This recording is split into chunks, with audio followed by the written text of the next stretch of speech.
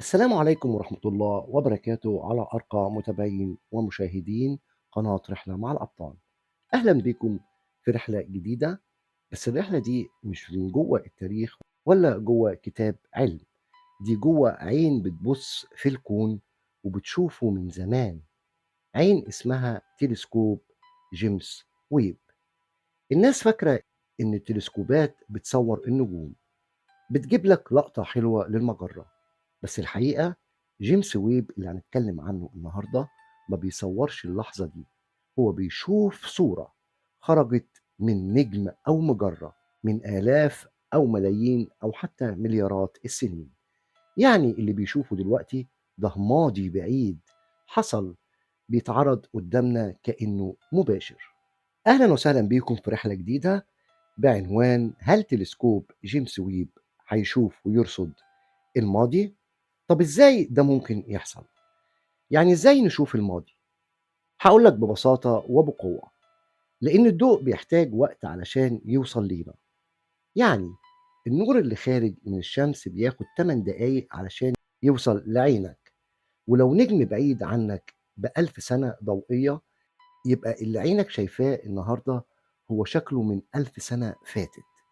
بس جيمس ويب مش بيبص على نجم أو مجرة قريبة، ده بيبص على الضوء الأول، على أول شعاع نور خرج بعد الانفجار العظيم نفسه، واللي حصل من أكتر من 13 مليار سنة. يعني بالبلدي كده جيمس ويب بيلمح لقطات من بداية الخلق. إيه اللي بيخلي جيمس ويب مختلف عن أي تلسكوب تاني؟ بيشوف في مجال تحت الأحمر، وده بيخليه يقدر يخترق السحب والغبار الكوني، يعني يشوف اللي جواه، اللي مستخبي واللي مش ظاهر. جيمس ويب عنده مرآة ضخمة بقطر 6.5 متر، يعني مساحة التقاط الضوء عنده مرعبة. يقدر يلمح لك نجم عمره 12 مليار سنة وتفاصيله باينة، موجود في نقطة لا بتشوش ولا بتتلخبط، راكن في نقطة ما يخليش ضوء الأرض ولا القمر ولا الشمس يأثر عليه. كل ده بيخليه مش بس بيشوف، ده بيراقب ماضي الكون نفسه. يعني كل صورة بيجيبها بتكون قديمة. بالظبط، الصورة اللي شفتها من مجرة بعيدة هي صورة من الزمن اللي نورها خرج فيه. يعني المجرة دي ممكن تكون دلوقتي اختفت، لكن احنا لسه شايفين ضوءها القديم. وده معناه إن جيمس ويب بيصور، بس ما بيصورش الحاضر، هو بيعرض علينا الماضي كأنه فيلم سينمائي شغال. وهنا بدأنا نفهم إن كل صورة بيجيبها تلسكوب جيمس ويب هي في الحقيقة صورة من الماضي، بس مش ماضي قريب، ده ماضي عميق جدا، مكان لسه بيتكون. بس تعالى بقى نفهم هو شاف إيه بالظبط، وهل اللي شافه ده بيأكد اللي إحنا عارفينه ولا بيهزم كل النظريات اللي بنبني عليها فهمنا للكون؟ أول صدمة، صورة الكون اللي كسرت النظرية. أول صورة نشرها جيمس ويب كانت مجرة بعيدة جدا جدا. العلماء قالوا إن الضوء اللي جاي منها خرج من 13 مليار سنة. يعني الصورة دي تقريبا هي أقدم صورة في تاريخ البشرية كلها. وناس قالت جميلة، بس العلماء قالوا استنوا شوية، دي صورة مرعبة. ليه؟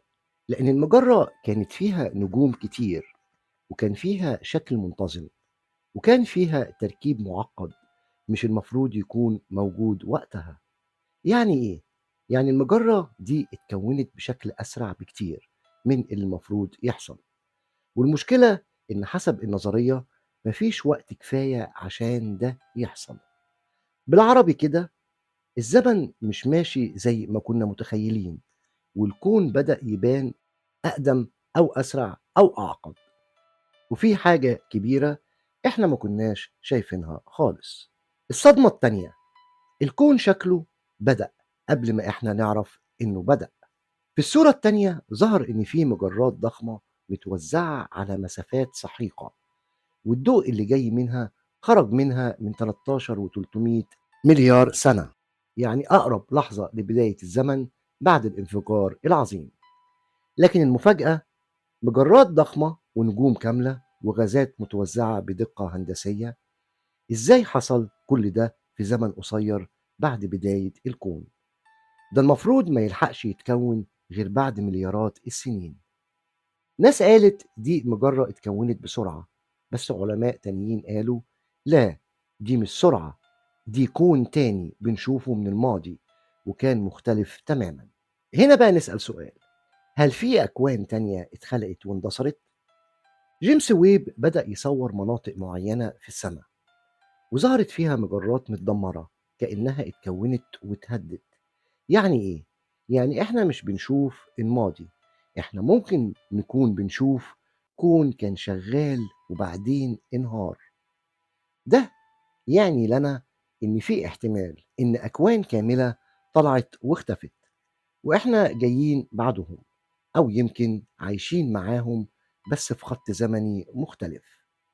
وده يفتح باب ضخم جدا لنظرية الأكوان المتعددة اللي كانت خيال علمي. لكن دلوقتي الصورة اللي قدامنا بتقول الماضي ما كانش واحد، ده كان فيه نسخ منه. طب الزمن نفسه ملوش شكل ثابت؟ في تجربة تحليل صور جيمس ويب لاحظوا إن الضوء اللي جاي من أماكن بعيدة جدا بيوصل بألوان مختلفة عن المتوقع، والمفروض إن اللون الأحمر بيزيد كل ما الجسم بعيد. لكن في بعض الصور الألوان كانت مضروبة، فيها أطياف، فيها تداخل مش معروف سببه. يعني الضوء بيتصرف كأنه مش من كوننا. ده معناه إيه؟ يعني إحنا مش بس بنشوف الماضي، إحنا بنشوف ماضي من كون مختلف أو من قوانين مختلفة. علماء في ناسا بدأوا يتراجعوا عن اللي اتعلموه. بعد أول سنة من صور جيمس ويب، في فريق كامل من الباحثين قالوا إن نظرية الانفجار العظيم محتاجة مراجعة، وإن الكون ما بدأش فجأة بالانفجار، لكن يمكن تكون نقطة انتقال من شيء أقدم، وإن في أثر من طاقة ما نعرفش جاية منين، وإن الزمن نفسه يمكن ما يكونش بدأ بل استمر من حاجة قبله. يعني إحنا مش في بداية كل شيء، إحنا في مرحلة من مراحل شيء أكبر. يعني إيه؟ يعني إحنا مش بنشوف الماضي، إحنا ممكن نكون بنشوف كون كان شغال وبعدين انهار. ده يعني لنا إن في احتمال إن أكوان كاملة طلعت واختفت وإحنا جايين بعدهم، أو يمكن عايشين معاهم بس في خط زمني مختلف. وده يفتح باب ضخم جدا لنظرية الأكوان المتعددة اللي كانت خيال علمي.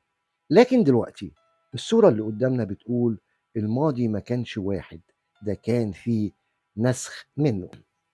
جيمس ويب مش بيشوف الماضي، هو بيشوف ماضي شكله غلط، ماضي متكون بسرعة، ماضي فيه ذكاء أو ترتيب مش عشوائي، ماضي بيقول إن في أكوان تانية طلعت وراحت، ويمكن إحنا جزء من سيناريو متكرر أو لعبة متحكمة من فوق. إحنا هنا في مكان واقفين فيه، مكان مش عادي. إحنا مش بنتفرج على صور من زمان، إحنا واقفين قدام لوحات من ماضي الكون. بس في حاجة مش منطقية، حاجة بتقول إن الماضي ما كانش فاضي. في صورة من الماضي فيها علامة حياة. في واحدة من صور جيمس ويب أظهرت غيوم ضخمة حوالين كوكب بعيد اسمه كيتو 18 بي. العلماء لقوا في الغلاف الجوي بتاعه غاز. المعلومة الغريبة، الغاز ده هنا على الأرض بيتكون من كائنات حية فقط. يعني الكوكب ده اللي ضوءه وصلنا من ملايين السنين كان فيه على الأقل مؤشرات حياة وقتها. الناس اتجننت. إزاي؟ هل ده معناه إن كان في حياة ذكية؟ هل الكوكب ده بعت لنا إشارة كيميائية في الماضي وإحنا لسه مستلمينها النهاردة؟ لكن الغريب إن وكالة ناسا قالت إحنا لسه بندقق في البيانات ومش مؤكد نعلن أي حاجة دلوقتي. هنا بقى سؤال بيطرح نفسه: لو لقوا فعلا دليل عن حياة كانت في الماضي، هيقولوا لنا ولا لأ؟ كمان عايزين نعرف إن الماضي كان فيه رموز، في واحدة من الصور العميقة لتجمع مجرات ظهر نمط ضوئي غريب، دوائر منظمة متكررة تشبه نقوش الطاقة القديمة. علماء الصور قالوا دي مجرد عدسة جاذبية، لكن فريق تحليل طاقة الصور قال لا، في تكرار هندسي ونسب ذهبية بتتكرر بنفس الشكل، وفي تردد ضوئي ثابت، كأن حد بيبعت رسالة. رسالة من مين؟ محدش عارف، لكن لو النمط ده مكرر في أكتر من مكان يبقى في حاجة في الماضي بتتكلم، والعين البشرية دلوقتي بدأت تسمع.